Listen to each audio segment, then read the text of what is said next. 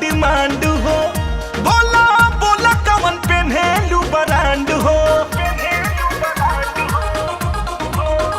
तोहार खर्चा के ढेर बा डिमांड हो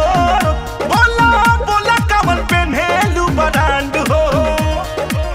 मेरे डीएम से तुम कैसे करती हो मेरे डीएम से तुम कैसे करती हो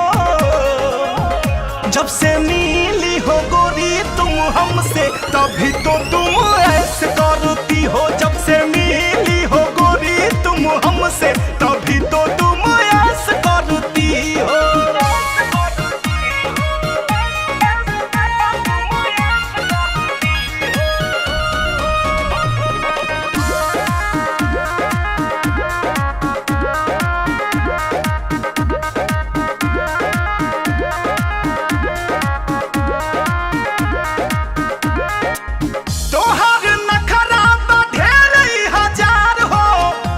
छवाला के बुझेलू गंवार हो तोहार नखरा ढेर हजार हो गम छवाला के बुझेलू गंवार हो दिल फिसला के तुम केस करती हो दिल फिसला के तुम केस करती हो जब से मिली हो गोरी तुम हमसे तभी तो तुम ऐसे करती हो जब से मिली हो गोरी तुम हमसे तभी तो तुम ऐसे करती हो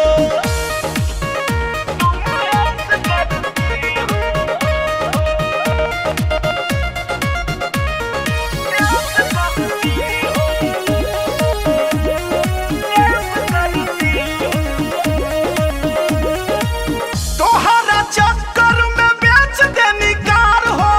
तब पुराना ही भइल हमर प्यार हो अरे तोहरा चक्कर में बेच देनी कार हो तब पुराना ही भइल हमर प्यार हो मोहन जी तू को तुम फेस करती हो रामू राजा को तुम फेस करती हो जब से मिली हो गोरी तुम हमसे तभी तो तुम ऐसे करती हो जब से मिली हो गोरी तुम हमसे तभी तो तुम ऐसे करती हो तोहार खर्चा के ढेर बा डिमांड